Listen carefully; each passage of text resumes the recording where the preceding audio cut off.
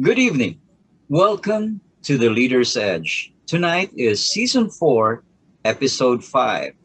Now, our topic for tonight is one that is serious but at the same time vital, especially in the era of the pandemic. Because our show for tonight is called A Road of Suicides to a Road of Hope.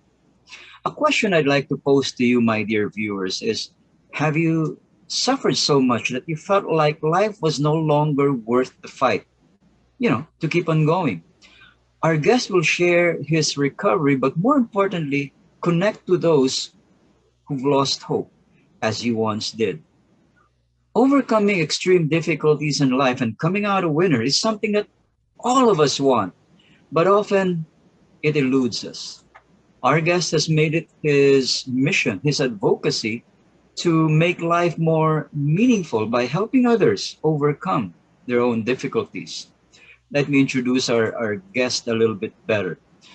Doug has been a 49-year volunteer ever since he was 9 years old, starting with, check this out, the Boy Scouts of America, where he obtained the leadership rank of Life Scout at 16 years old. In the Philippines, we do have a very active Boy Scout association with my friend Ron Hontanosas. He was also bullied a majority of his early years, including 5 years in a children's home. Adopted at an early age of 2.5, Doug struggled for many years, using scouts to escape from bullying and develop a sense of purpose. He went on to serve in the United States Navy, where he was responsible for the safety of 350 shipmates while he navigated the ship at sea. I mean, think about this. It meant going through 40-foot waves, 20-foot swells, and 45-degree rolls. Now, that's enough to turn anybody's stomach. And to do that for 2 days while in the North Atlantic. So clearly, our speaker is a survivor. He is also an extremely shy, introverted person. And he found his Rubicon on August 7th in 1999. It was, for him, the darkest day, where he had been through so many failed relationships, employments, and other setbacks. He attempted to end his life at that point. He tried again on February 2001. Lost with no direction, he re-entered the services in 2002 and 2004. Doug was deployed to Iraq as an Army National Guard truck driver. And on Memorial Day 2004, he suffered a near fatal staph infection. Uh, with now an unfortunate medical retirement, Doug returned home to begin college at 43, proving that it's never too late to learn. Holding an associate's in business administration and certificate in marketing from Jackson Community College in 2008, he began to understand the true essence of leadership. He continued that higher education track with a bachelor's and master's in communication in 2020. Today, Doug works in mental health, and the very agency where he was once part of, he is now a certified peer support specialist providing hope to the lost. In his 19th year as a Toastmaster, so he's been a member for quite a while, he currently serves District 62, that's Michigan in the United States, as the PRM or Public Relations Manager. After 18 years, Doug finally earned his DTM, the Distinguished Toastmaster norm in the Legacy program. But, he didn't stop there. He is on track for his second with Pathways. That's the new norm in Toastmasters, a new way of earning the DTM once more. This year, Doug is also featured with Dinah, that's the another host of this show, in the Heart of a Toastmasters book. In 2021, Doug rebranded his speaking business to Beacon for Hope LLC. In September 2017, Doug publicly acknowledged his two suicide attempts. Now, that is a very difficult thing to do, to be vulnerable, to be transparent. And he believes that without Toastmasters, Doug would never have found his voice. He literally owes, in his own words, Toastmasters his life. And so, to our international audience friends and fellow worldwide Toastmasters, I'd like for us to welcome from District 62, the Toastmasters of Michigan, USA, none other than DTM Douglas Brinker. Douglas? Thank you, Dano. If all of you would, for just a moment, close your eyes. With your eyes closed, think of this statistic, that before the end of this night, or wherever you're at, another U.S. service person or veteran will have ended their life by suicide. In fact, on the average of every 83 minutes, a veteran or an active duty member of the United States military takes their life. You may open your eyes. That is an alarming fact. An epidemic that has challenged this country and this world since the early 20s. Each day, thousands across the globe of this world end their life to suicide. And doing some research, I know 13 different individual celebrities of the Philippines have taken their life by suicide as early as the last 12 years. I'd like to share with you one of two stories of my road of suicide. It was that dark night of August 7th, 1999. With a loss of so much earlier in my life, the bullying, the adoption, the moving to different school districts, the not fitting in. Perhaps many of you right now can relate of not fitting into your community, maybe your family. That was me, that shy little introvert who found no sense of purpose for life. And one of the strongest things that hurt me is when I lost my adoptive grandfather at 15 years old. The very rock of my life, who for 5 years was responsible for making sure the safety and welfare of his only grandson was placed in a children's home for that 5 years. For that very 5 years, I went to 2 different school districts where I experienced an enormous amount of bullying and not fitting in. Some of you can remember those moments, perhaps, that have challenged you in your life.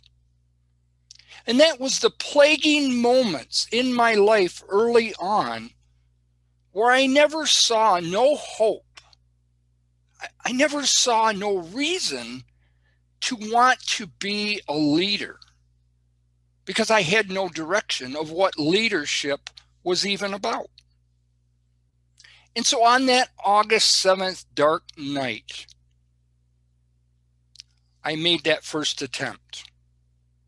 And because of the nature of this material, in the realization that it could be traumatizing to some or many of you, I will spare those details. But I will share this. It was in that dark corner where I spent over 4 hours contemplating before attempting. And if it wasn't for one of my best friends for over 35 years, this message would not be occurring right now.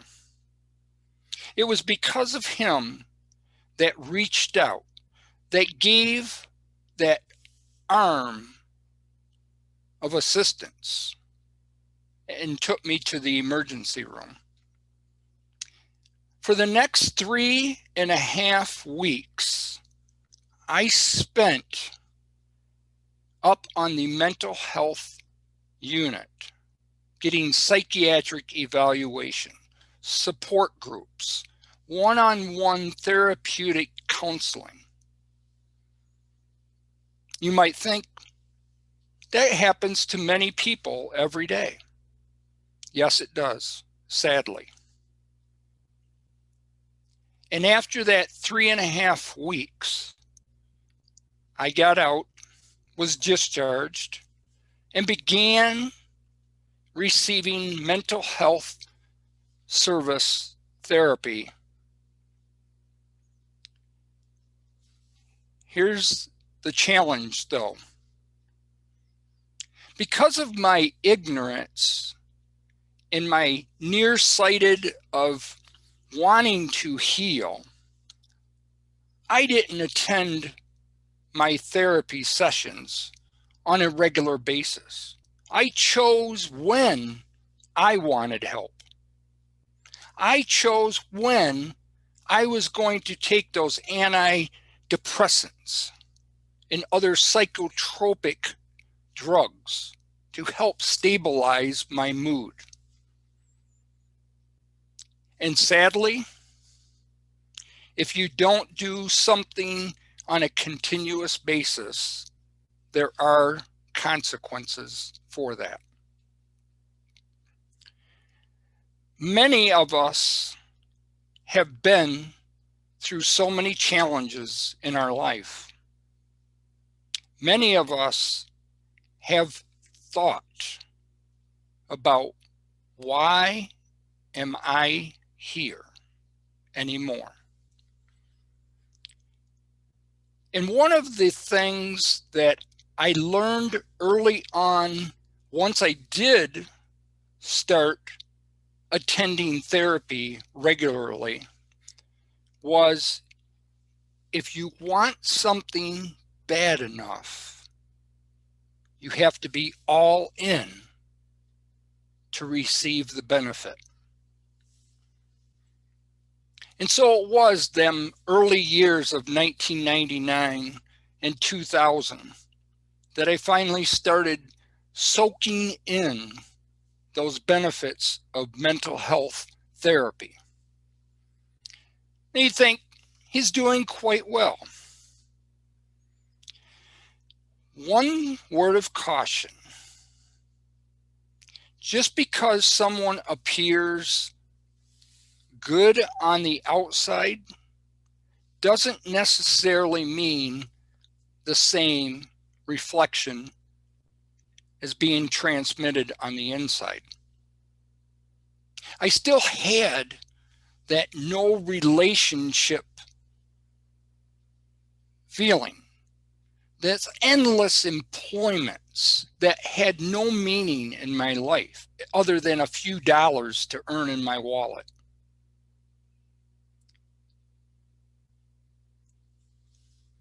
That was the breaking point.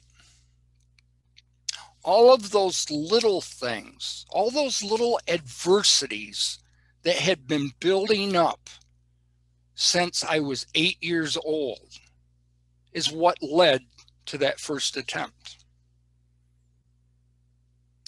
Now, before the end of this night, as I opened with, another individual, perhaps one of your family members or friends or coworkers or a military member will decide that life's not worth it anymore, that they've run into that wall where there's no hope.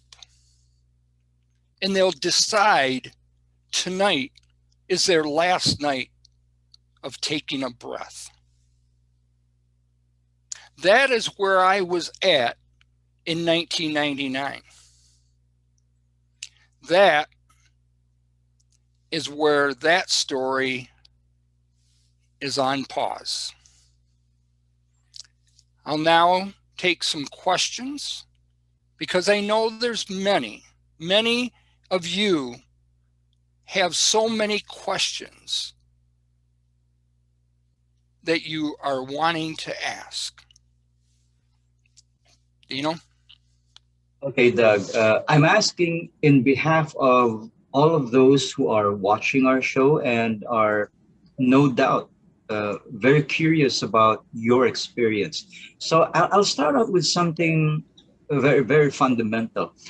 I'd like to start out by saying that what's happening around the world right now with COVID-19 is obviously causing a lot of depression and a sense of isolation. um, it's a blessing that you found a hope because of a friend who reached out. As you said, his arm reached out to you and pulled you out of the abyss. So, would you have some idea of how much worse it is now? Because even before the pandemic, people were already ending their lives, but now with this, uh, it may mean a new kind of epidemic, not just the virus, but of hopelessness. What's your take on it? So while I've attended many, and thank you for that question, while I've attended many suicide workshops and webinars online during this pandemic, the actual numbers, according to the American Foundation for Suicide Prevention and the leadership of professional psychiatrists, actually state that the numbers are not actually increasing. Now, you would think differently. Now, that is according to how suicide deaths are reported to the coroners. There are two different codes that are reported on a death certificate to indicate that the individual has died by suicide. If the family chooses not to have that recorded on there, then another type of code would be put on. So these numbers, even though the CDC and other organizations that have this reporting data, you would think that the numbers should actually be up here, and they very well could be. Now, on the veterans community, the Department of Veteran Affairs here in America reports that the number is actually on an average of 20. That's just on an average, though, because we know if it's not being reported, then the number could be 30, maybe even 35 individuals a day taking their life. I hear you, because one of the dilemmas that many healthcare professionals are struggling with is that sometimes when a patient passes away, or when a patient is brought as a DOA to the hospital, many who are impoverished cannot afford to pay for, say, funeral services or for the hospitalization. And so sometimes what happens is an offer is made unbidden. Hey, you know what? If you claim that as a death because of COVID, uh, it'll be subsidized and paid for. You don't have to worry about it. So sometimes what that leads to is an increase in deaths according to COVID, but in reality, they may be because of something else, including suicide. So I'm with you in that it's fairly difficult to get accurate numbers these days Yes. because of things like that. But I'd like to pursue a little bit further your experience because what you're saying creates a new dimension. For example, we are aware that PTSD or post traumatic stress disorder is a fairly common occurrence with returning servicemen. But in your case, uh, your struggles began long before you joined the services. So, um, could you share with us how important it is to a person to develop that inner strength that allows them to be able to avoid feeling isolated, feeling relationshipless. In your case, you were saying that you were bullied when you were very young. Um, how do you feel about bullying, and how do you feel about younger people being exposed to these very traumatic experiences? Well, I am very opposed to bullying of any form, be it on social media platforms, be it face to face, over the telephone, through text messaging, because bullying destroys the inner character of oneself, like it did for me for a number of years. And it took so many years for me personally, and for someone who is actually diagnosed with post-traumatic stress. Now, I personally do not accept it as a disorder. I accept it as an injury because I was not born with PTSD. I developed PTSD, or PTSI injury, in my personal opinion. And we know that that jury is still out on the language being used to describe post-traumatic stress. But when it comes to our youth are our very future leaders. If we destroy our youth today, our leaders for tomorrow will be minimized. And I'll take it a step further, is that in certain organizations, just like the great 97-year-old Toastmasters organization, look at how many significant leaders this organization has had that have become something because of an organization like Toastmasters. And so the whole bullying is a whole new epidemic, you could say, because we don't know what someone's shoes they're walking in when they're exposed to different elements in their neighborhoods, in their inner cities, in their workplace. There's so much bullying that gets overshadowed because of don't want to talk about it. The taboo like suicide. And these are the conversations that we must have if our countries, if our world is ever going to heal for the better. I concur. It's a common thread that when a person is given a chance to communicate, to reach out, because oftentimes people who contemplate ending their lives are simply trying to cry out. It's a cry for help. But if nobody's there to listen, if there's nobody there to reach out, then that sense of hopelessness is magnified. Um, I'd like to ask, for example, if you don't mind, how old are you now, Douglas? I just turned 58 the end of January. Outstanding. I'm 57 myself, turning 58 this year. So I'm sure you'll be able to relate to this because during our time, bullying meant uh, a school bully who would challenge us to a fist fight after school. Like, hey, I'll meet you at the back of the gym, and it could be as simple as because he didn't like the way I looked, or because I was the shortest guy in the class, which I often was. And yet, part of us, and I'm sure you might agree with this, is that um, the bullying that we got back then, while it was physical, was still something that we could deal with because it meant we trained up on, say, boxing techniques, from an uncle or from a friend.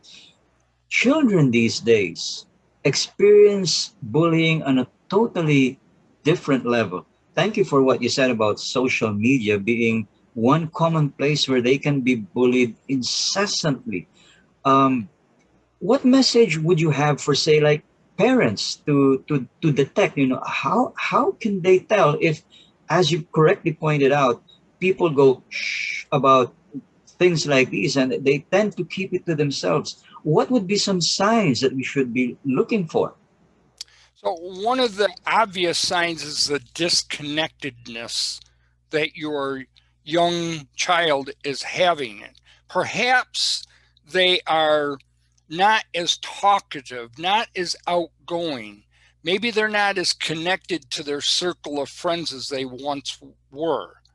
Hmm. Maybe their appetite has decreased significant. Maybe they had a healthy appetite, and all of a sudden, these normal behaviors are starting to decrease one after another after another.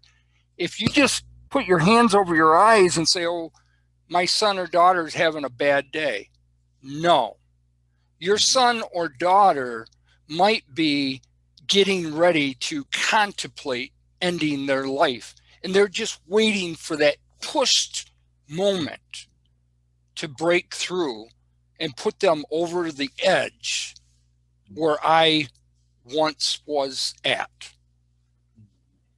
How useful is a support group for individuals who are suffering from this? Because, as you mentioned as well, one has to be all in. It can't be a halfway effort towards helping yourself, because uh, you can't go through life alone. No man is an island. Um, would you be able to, say, recommend support groups that are fairly successful at helping people avoid taking that very final step? Yes, I I didn't connect after my first attempt. I connected to some support, but not enough. And we know with the peer pressures that our young future leaders are experiencing in this COVID world, particularly, they've lost that disconnected. Here in America, here in the state of Michigan, our numbers are increasing sadly. And we know that many school districts are contemplating going to that face to face educational element. They're still wanting to remain virtual. And so our young people are losing that interconnected support of their friends in their inner circle. And that's one of the biggest things. And here's another thing to the parents in the audience listening. Please, please ask those hard questions. I have two young men. One is a United States Marine. I just visited this past week down in North Carolina. And I always let him know at any hour, day or night, if you feel that hope is running out on you, you have run into a wall of no return. My phone is on 24/7, 365. I will give up days of sleep if I know I can save his life. Wow. Uh, you mentioned that parents sometimes are oblivious to what's going on to their children, and it's even possible that if we expand this thought, that we as neighbors might not even notice this with those that we live next door to. I, for one, would say that Facebook, for example, is notorious for concealing people in distress, because you normally just see the good stuff posted online, celebrations, eating out, visiting this place, and uh, they tend to not put in it the things that really matter, the things that make them vulnerable. I think of people like Robin Williams, who I deeply miss because he gave the gift of laughter to the world, Yep. and nobody had a clue that he was on the verge of ending his life, and until he finally did.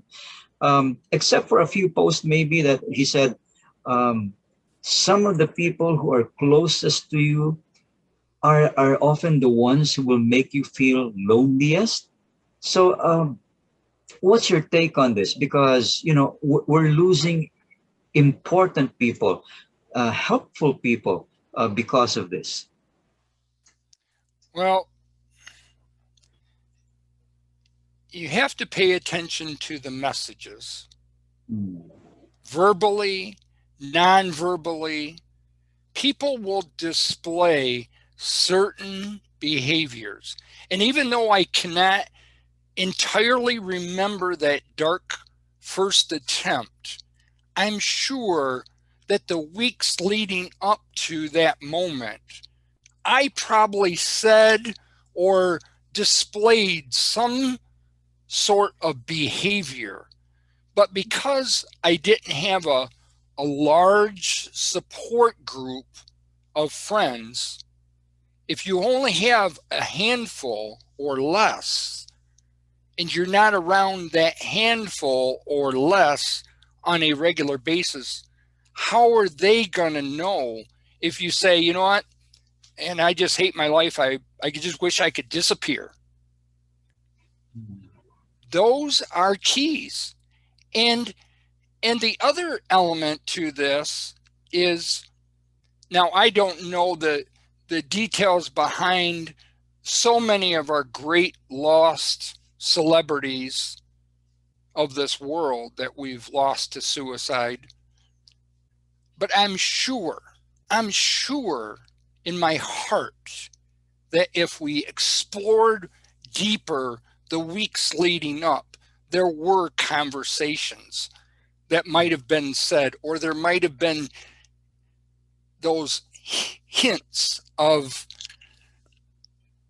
the the point that that individual was trying to cry out for that help, and they were hoping that people would recognize that. Douglas, thank you for that answer. It does open up many other questions. Like one, you did make an attempt twice, so Yes. that implies that the first time around, where you got some help, and so you saw a psychiatrist, and then he probably prescribed you some medication, talked to you for a while, and yet, because a second attempt occurred, somewhere in along the line, there was a failure in the therapy, a failure in the solution that was provided. So for you, other than, for example, not being all in towards going through the treatment, um, is there a limit to what even a psychiatrist can do? What's been your experience? Well, what's been my experience is, yes, your help, your support network can only do as much as they're qualified or trained or have experience with. But it's like anything.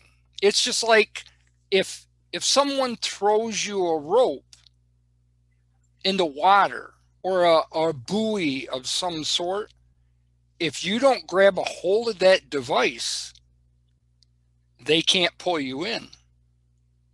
They can Right. hope that the tide might pull you in. And that was me.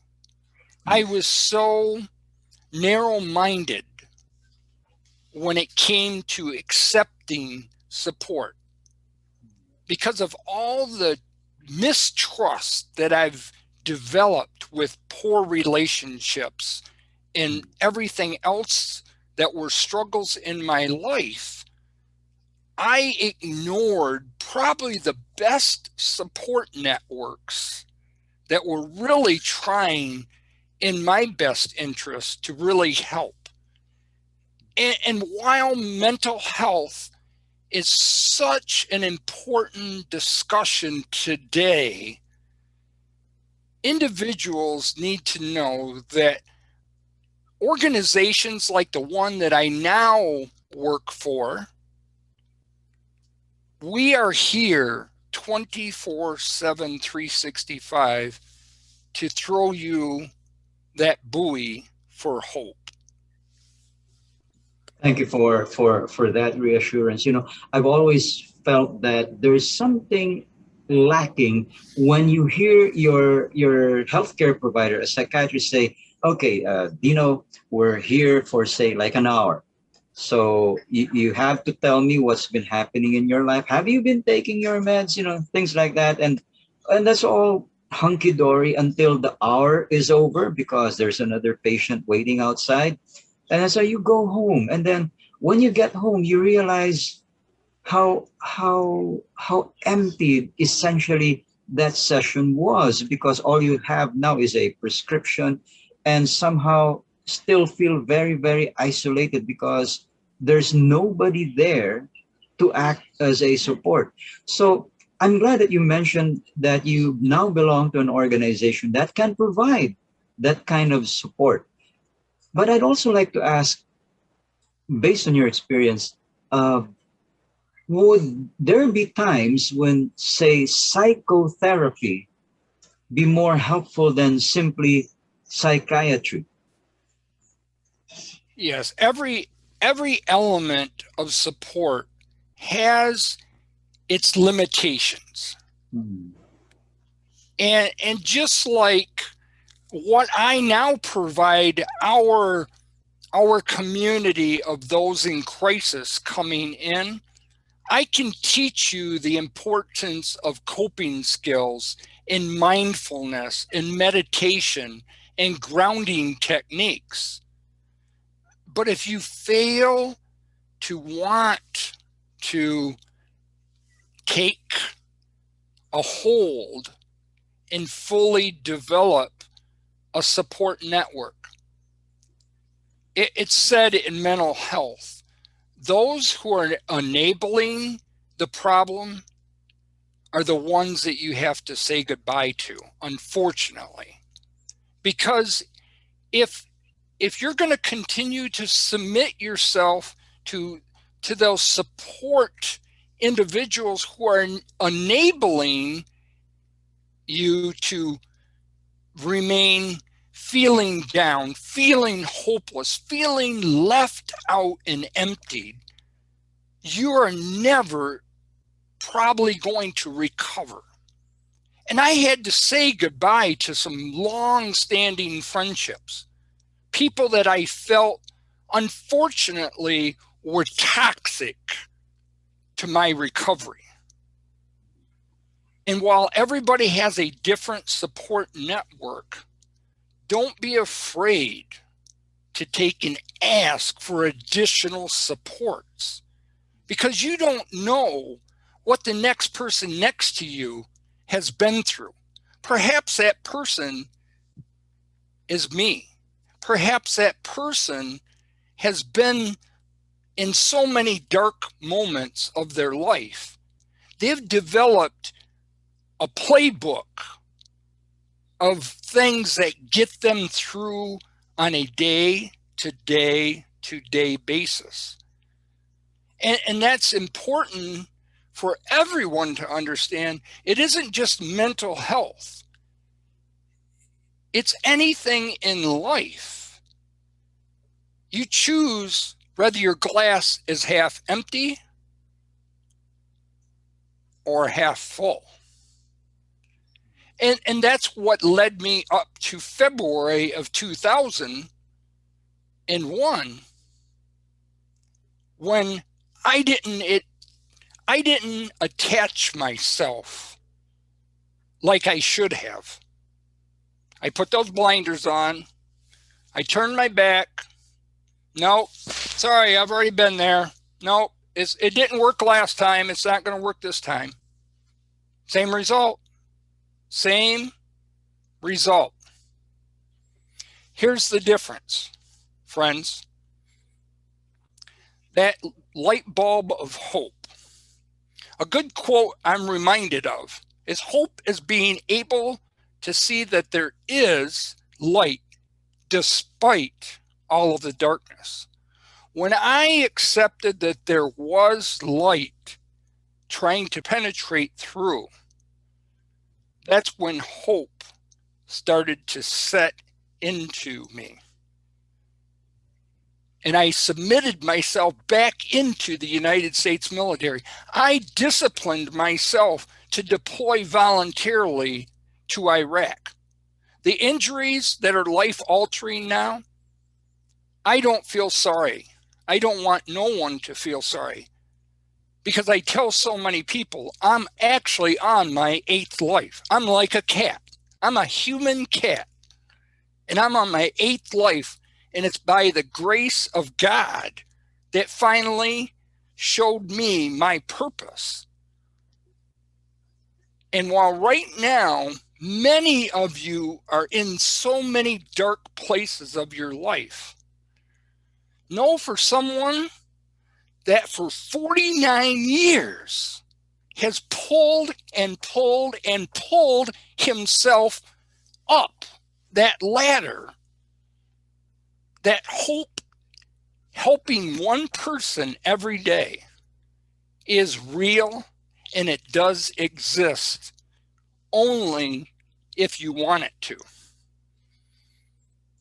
Wow. It's true. All battles are won in the mind first before they're won anywhere else. Having the right belief system, having the right attitude can often work wonders. And clearly, that's a big part of what helped you get through the first and then the second. Um, Having mentioned that by the grace of God, you also managed to pull yourself out from the pit. Um, just curious though, how how powerful an influence do you think having faith in a greater being would be to somebody contemplating ending their life? I was shown the morning of August 8th, 1999, when my God made my eyes awaken. When I knew the night before my intent, I never shared nothing with no one that I was even thinking about giving my life to suicide. My God awoken my eyes on the morning of August 8th, 1999, and showed me and began to heal me, and has continued to heal me for 22 years since that day. And this agency that I now work for 22 years later is the very same agency that I failed to accept 100% responsibility of the help and hope that they give people every day. Tell me, Doug, the hope that the agency that you now belong to, I'm sure, is making some inroads and making a dent in the numbers that we're seeing. Um, how could a person who is on the last ends of their rope uh, find or connect with your organization? Is there a way that they can reach out? Yes, there is. There's many ways you can reach out to your local community mental health organization as well. Now, while the majority of this audience is not in Jackson, Michigan, USA, there are community mental health organizations all over the globe in many, many communities. And I've always left many audiences when I've spoken with this. If you don't have no one else to call at any hour, day or night, you call me, and I will listen. I've spent hours in the previous months with other individuals who have been at that last string on their rope and that have thought about giving it all in. And I've set up and listened and given my sleep because I know when I go to sleep that I've given another day of breath to that individual. Wow. Uh, I'd like to react briefly to what you shared by saying that oftentimes it's a good idea to detach ourselves from, say, social media because of all the toxicity that's out there. You know, like there are times we need to take a break, and yet social media can also be a lifeline. I'm sure that the organization you belong to, that's Hope, probably has an FB page, or it's probably something that has its own website. And you know, it's a good idea. Now that you mention it, that even here in the Philippines or anywhere in the world, they really ought to create pockets of hope, you know, like support groups where they can turn what is essentially a social media for trivial posts into social media for real hope, you know, so that they can call each other, support each other. Uh, it's wonderful that you're willing to be reached out to and called. And by the way, to our viewers, it was easy for me to find Douglas. I just typed his name in the messenger search, and lo and behold, I found him. So he means it too. If you need help, you need to reach out. Uh, it's more powerful when you reach out to somebody who has been through and survived an attempt at suicide. So his offer is a very powerful one, which I challenge you, if you are on that last end of your rope, to avail of. Do reach out to Douglas. Douglas, tell us more about the organization, which I think is called Hope, right? When was it founded, and how are you directly involved in it? So my personal organization, Beacon for Hope LLC, I rebranded it because I was missing my purpose statement. And I've worked with a couple of coaches and a couple of great Toastmasters. And one of my great friends of 10 years, she knows my message of hope. And she wrote down in calligraphy styling to be a beacon for hope and to be a beacon for hope for veterans. And I called her up and I said, there is my purpose statement. And now today, I am an official LLC Beacon for Hope. In fact, my vehicle, my Jeep Wrangler, now bears the name Beacon for Hope on both sides of it. Because I want people to know that my vehicle is a beacon for hope for them anytime, day or night. Now, my organization that I work for, Lifeways Community Mental Health, we are always a beacon of hope and always will be, because they were there for me in August of 1999, and they're there today for anyone that seeks out them. So if a viewer were to Google the Beacon of Hope, they'd find it. Uh, Yes, is it? if Is it? Yeah. Okay. And then. yep, I'm on Facebook, on you, on my personal website, the Beacon for Hope. I Do, do am you have do you have like a YouTube channel that people can also get inspiring messages from? I am creating that. I am working with my marketing developer to create more content. I'm going to be offering podcasts. I'm going to be offering transformational messages of hope for people to subscribe to and to work with me, because if I know in my heart of hearts, using an organization for the last 19 years, such as Toastmasters, to be that vehicle to communicate messages of hope throughout this globe. I've shared this message across international borders in Cape Town, South Africa, in Wales, Australia, over in Spain, in Germany. I belong because of Toastmasters, and because hope is real, I am able to now send messages globally. And I am working with my marketing team to develop a branded message that will be transparent from the heart wherever you see it.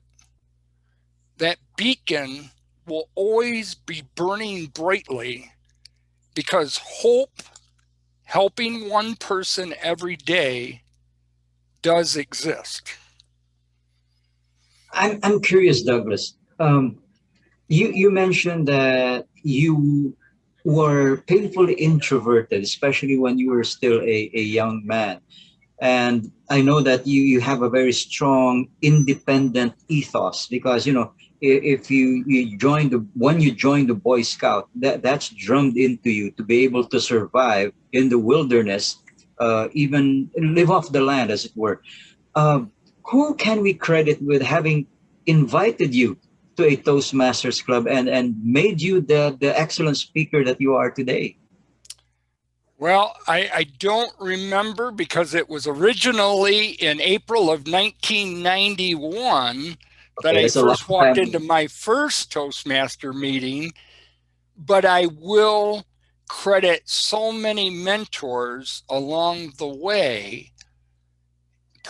Personally, the late Mike Bacon, Mm. the late Mike Bouchard, a Vietnam veteran that was a long-standing 32-year member of Toastmasters here in the district. My current mentor, past international director of Region 6, Carol Prohinsky.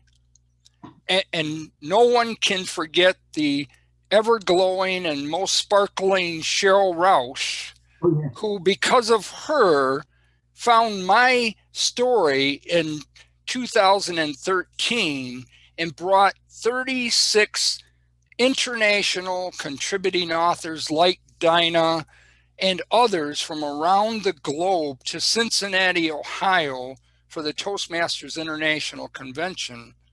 I owe her a debt of gratitude, because she knows and she's connected me to other individuals who speak on suicide prevention globally who are Toastmasters. That's incredible. I recall having interviewed another Toastmaster, Pat Johnson, who recalls her own story about how painfully shy she was, and she owed it to someone who invited her to a club. And as she opened that door to walk into the towards the basement of that church where they were having the meeting, she said that changed her life forever. And the same is true in your case, because Yes. people cared enough to invite you to become a member. Yes. Um, should anybody ever get a chance, after this pandemic, to go to Michigan to District 60, Two. 62, how would they find you? Which club are you active in right now? Well, I am active in 3 clubs here Well, in the state of Michigan.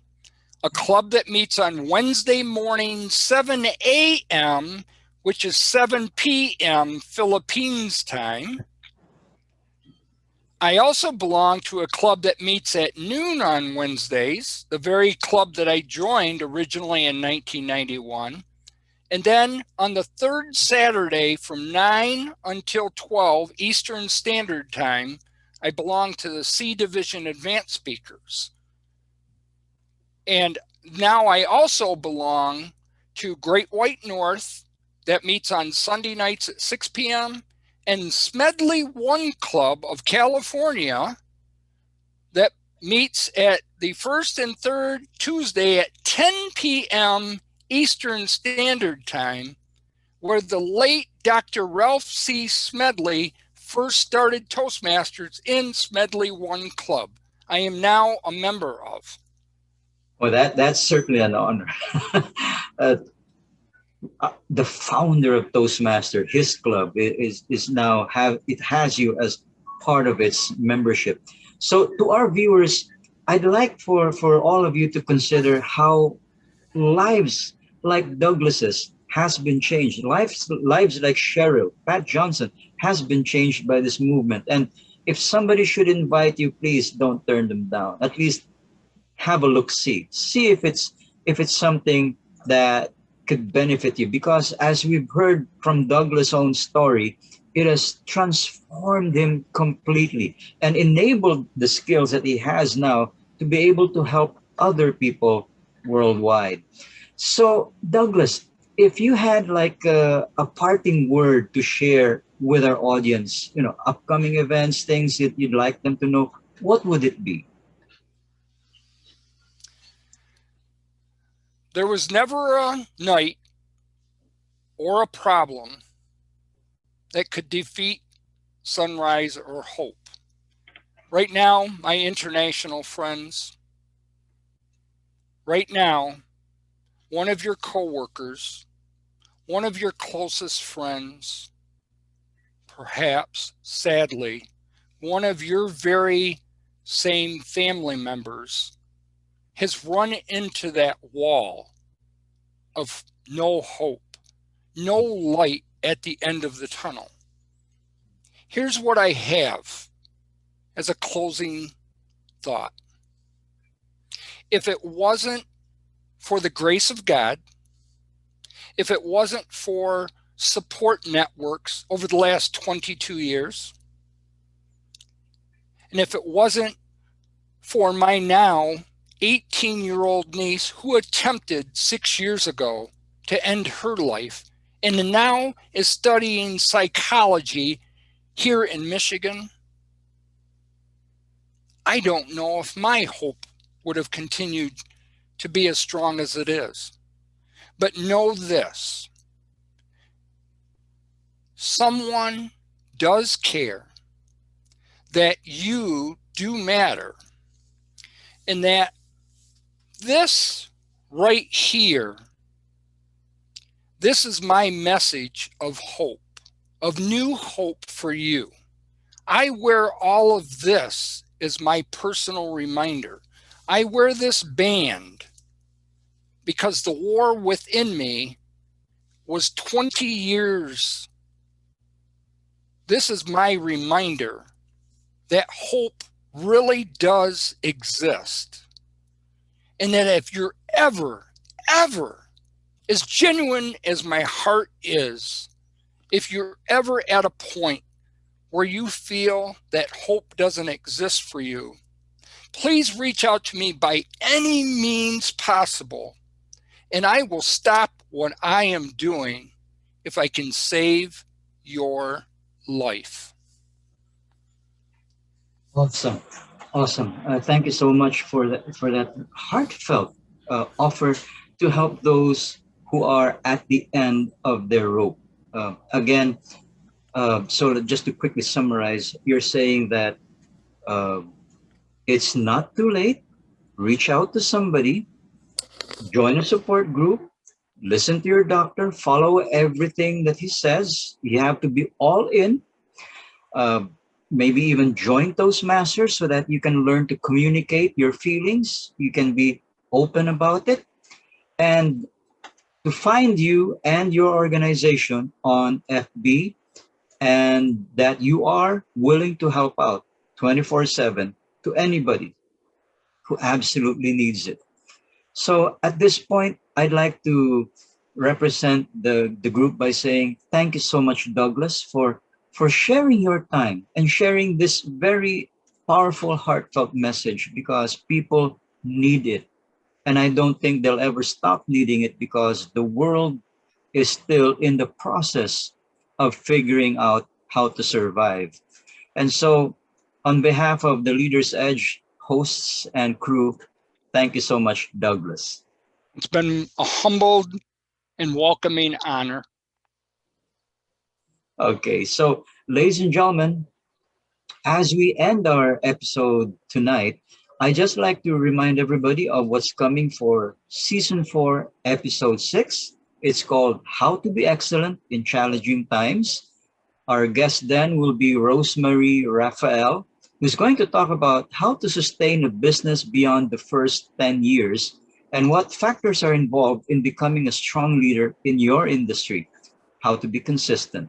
So, with that, I'd like to remind everybody as you listen to this very meaningful episode that learning is a never-ending journey with limitless vistas. Good night.